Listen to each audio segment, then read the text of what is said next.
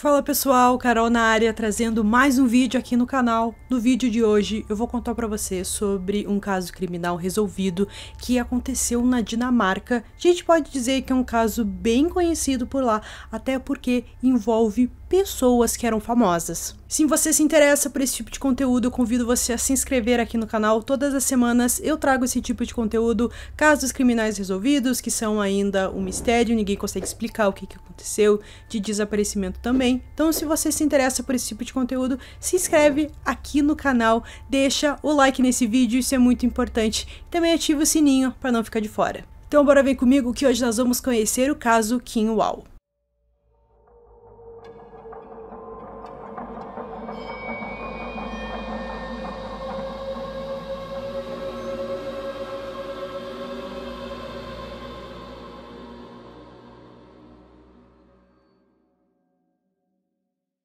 Kim Isabel Frederica Wall nasceu no dia 23 de março de 1987, em Trelleborg, na Suécia, filha de Ingrid e Joachim Wall, irmã mais velha de Tom. Depois de se formar na escola, ela recebeu o diploma de bacharel em Relações Internacionais na London School of Economics e um mestrado duplo de Jornalismo e Relações Internacionais na Columbia University, na cidade de Nova York. Kim escreveu grandes reportagens para jornais famosos como The Guardian e o The New York Times. Em março de 2016, ela recebeu um prêmio por melhor reportagens digitais. O assunto dessa reportagem era sobre as mudanças climáticas e testes de armas nucleares nas Ilhas Marshall. Em 2017, Kim estava morando em Copenhague, na Dinamarca, com seu namorado Ole Stob.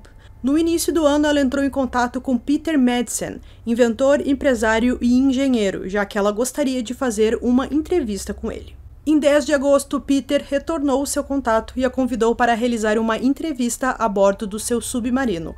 O homem construiu 3 submarinos e a entrevista seria realizada no mini submarino chamado U3 Nautilus.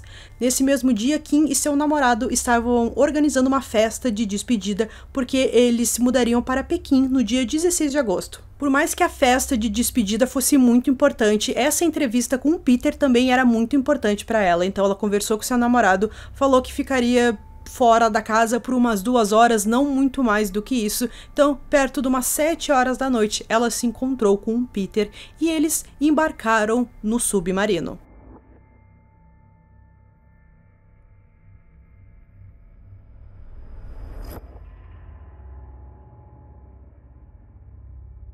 O tempo passou e ela simplesmente não voltou para casa, era quase 2 horas da manhã e o seu namorado não tinha nenhuma resposta da Kim, não sabia onde ela estava, ela não atendia o telefone, não fazia nada e ele ficou muito preocupado e decidiu ir até a polícia e fez uma queixa de desaparecimento. O mini submarino foi visto na Baía de Cogue às 10h30 da manhã do dia seguinte e afundou meia hora depois. Em 11 de agosto, Peter Madsen foi preso após o naufrágio do seu mini submarino. Ele foi resgatado pela polícia pouco antes do submarino afundar. No dia seguinte, um tribunal determinou que ele fosse mantido em prisão preventiva por 24 dias sob a acusação de homicídio negligente. A polícia fez as primeiras perguntas ao Peter do que aconteceu, aonde a Kim estava, e ele deu a sua primeira versão, dizendo que a deixou no porto e que estava tudo bem, deixou ela naquela noite e não a viu. Só que os detetives não levaram muito a sério essa versão do Peter e perguntaram, fizeram mais perguntas e tal, até que ele acabou dando uma segunda versão que não tinha nada a ver com a primeira. Ele contou que aconteceu um acidente quando eles estavam no submarino. Ele disse que ela acabou morrendo e, sem saber o que fazer, ele jogou seu corpo na água. Ele contou também que o submarino apresentou falhas mecânicas. Ele testemunhou em uma audiência em 5 de setembro que Kim morreu após ser atingida na cabeça por uma tampa da escotilha do submarino. De acordo com a polícia dinamarquesa, o submarino foi afundado deliberadamente, contradizendo a explicação de Peter sobre uma tal falha técnica. A polícia concluiu que ele afundou o submarino de propósito. 11 dias após o desaparecimento de Kim, no dia 21 de agosto, um ciclista encontrou um torso em uma praia a sudoeste de Emerger. Depois de exames, foi confirmado que o corpo era da jornalista Kim Wall. No exame, foi visto que ela recebeu cerca de 15 facadas, principalmente na virilha e na região genital. Foi descoberto que no corpo foi esfaqueado várias vezes para liberar gases acumulados que poderiam flutuar para a superfície e que um pedaço de metal foi preso para garantir que o corpo afundasse no mar. Em 6 de outubro, junto com cães farejadores, mergulhadores policiais encontraram 2 sacos plásticos na Baía de Cogue, contendo a cabeça, pernas, roupas e uma faca. 6 dias depois, uma serra foi encontrada na água. Foi confirmado que os restos mortais eram de Kim Wall. A polícia investigou se a morte de Kim poderia ter uma ligação com um caso não resolvido chamado Kazuko Toyanaga, de 22 anos, um jovem que morreu, que aconteceu em Copenhague em 1986. Eles não encontraram nenhuma ligação. Ficou muito claro que o responsável pela morte da Kim foi o Peter. Durante o seu julgamento, a acusação disse que a polícia encontrou vídeos no computador de Peter mostrando mulheres sendo assassinadas e que testemunhas disseram que viram ele assistindo a vídeos de decapitação e prática de sexo com asfixia. O promotor do caso disse ao tribunal que nenhum vestígio de DNA de Peter foi encontrado no corpo de Kim, mas disse vestígios de sêmen foram encontrados nas cuecas que foram obtidas de Peter Madsen após a sua prisão. Peter confessou que realmente esquartejou a Kim, mas mesmo assim ele disse que foi um acidente. Segundo ele, alguns gases tóxicos vazaram dentro do submarino que fizeram com que a mulher morresse. Só que essa história estava muito mal contada, o seu corpo passou por uma autópsia e ficou claro que ela não respirou nenhum gás tóxico e que ele estava mentindo. Em 16 de janeiro de 2018, Peter Madsen foi acusado de assassinato, tratamento indecente de um cadáver e agressão sexual. A promotoria o acusou de ter torturado Kim Wall antes de matá-la, cortando sua garganta ou a estrangulando.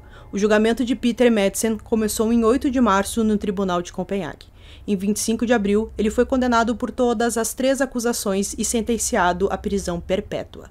Peter Madsen apelou da sentença e, em 26 de setembro, ele pediu que sua pena fosse mais leve porque a vida atrás das grades era desproporcional. O Tribunal Superior do Leste da Dinamarca manteve a sentença. O que foi concluído no tribunal é que o motivo do crime foi que Peter torturou Kim sexualmente para realizar uma fantasia sexual violenta. Em agosto de 2018, Peter foi internado num hospital depois de ser atacado na prisão pelo seu companheiro de prisão de 18 anos. Em um documentário dinamarquês, em setembro de 2020, ele admitiu que matou Kim Wall. A confissão foi feita a um jornalista que gravou secretamente mais de 20 horas de conversas telefônicas com Peter na prisão. O jornalista pergunta a ele se ele cometeu o crime e ele responde sim, e depois conclui: só há um culpado nesse caso, e esse cara sou eu. Em 2020, Peter fugiu rapidamente da prisão, mas foi recuperado em seguida. Ele utilizou um objeto semelhante ao de uma arma para ameaçar um dos funcionários da prisão. Ele alegou que tinha um cinturão de bombas. O esquadrão antibombas precisou ser chamado. Quando estava na prisão, ele se envolveu com uma guarda antes dela sair. Em 9 de fevereiro de 2021, o Tribunal de Copenhague decretou uma sentença de prisão de 21 meses a Peter, por sua tentativa de fuga da prisão. A sentença adicional não será adicionada à prisão perpétua, mas pode desempenhar um papel de um pedido de liberdade condicional quando for feito. Após a morte de Kim Wall, sua família e amigos fundaram o Kim Wall Memory Fund, com o objetivo de financiar repórteres para cobrir histórias de valor subcultural. Em 2018, seus pais publicaram um livro em sua memória. Kim estava com 30 anos quando foi assassinada. Para conhecermos mais sobre o assassino, Peter Madsen era um homem conhecido da mídia, já que foi muito bem sucedido em seus negócios. Ele nasceu em 1971, filho de Anne e Carl Madsen. Ele passou a sua infância em municípios de Kalundborg, na Dinamarca. Sua mãe era 30 anos mais nova que seu pai e tinha 3 filhos de um relacionamento anterior. Carl era supostamente abusivo com seus 3 enteados. Anne foi embora quando Peter tinha 6 anos, levando as crianças com ela. Depois de alguns anos, Peter voltou para seu pai, com quem compartilhou um interesse em foguetes. Enquanto frequentava a escola, Peter desenvolveu um interesse em combustível para foguetes com a ajuda do seu professor de química e física. Ele desenvolveu o seu primeiro grande foguete e o lançou em 3 de março de 1986. Ele tinha mais ou menos 1 metro de altura e foi construído na oficina do seu pai. O foguete atingiu uma altura de 100 metros. Depois disso, ele foi aceito para iniciar seu ensino médio em uma cidade vizinha de Kalundborg. Ele se mudou para uma casa de jovens na cidade e seu pai morreu em 1990, quando Peter tinha 18 anos. Peter continuou a experimentar e a consultar engenheiros e tornou-se amigo da família responsável pelos fogos de artifício nos Jardins do Tivoli, em Copenhague. Ele também se juntou ao clube de foguetes conhecido pela sigla DARK em Copenhague. Ele nunca concluiu qualquer educação formal, mas fez cursos de soldagem e engenharia para aprender sobre submarinos. Ele chamou muita atenção das pessoas e muitos apostaram que ele seria uma grande promessa. Com isso, Peter financiou seu estilo de vida por meio de apoio financeiro de pessoas, organizações e empresas.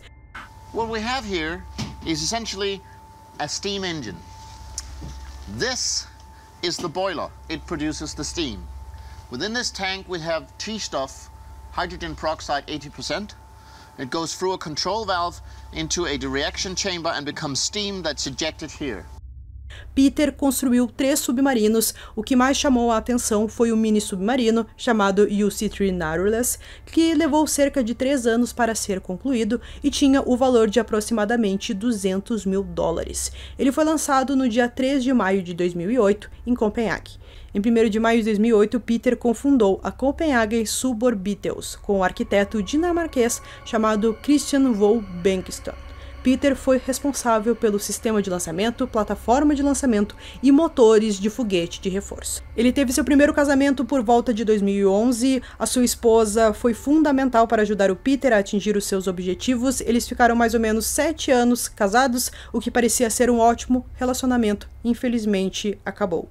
Depois de 3 anos, Peter se casou novamente com uma ativista conhecida pelo nome de Jenny. O homem foi descrito por alguns de seus familiares com um temperamento difícil, que não gostava de ser contrariado, enquanto outros garantem que ele é um homem simpático. Já os especialistas psiquiatras o veem como alguém perverso e perigoso que fará de novo se tiver oportunidade. Algumas testemunhas, incluindo ex-namoradas, o descreveram como um homem com múltiplas perversões sexuais adepto ao sadomasoquismo. Então, gente, concluindo esse caso aqui pra vocês, um caso terrível, onde a Kim estava fazendo seu trabalho, ela queria muito conversar com ele, ela jamais imaginou que foi atraída para o seu submarino, que ele já tinha provavelmente alguma intenção de fazer aquilo com ela, e foi tudo muito brutal nesse caso. Ela sofreu muito, ficou claro que ele a torturou antes de matá-la, então um caso pesado ali, que envolve muitas coisas. 2 pessoas que eram conhecidas na Dinamarca, uma jornalista e o outro, né, fez ali criações incríveis de submarinos e tal, mas infelizmente ele tinha alguma coisa muito perturbadora dentro da cabeça que fez com que ele agisse assim ali. Depois os psiquiatras que o entrevistaram descreveram ele como um homem perverso. Então eu espero que vocês tenham gostado desse vídeo. Esse foi mais um vídeo aqui no canal Durmam Bem e até o próximo.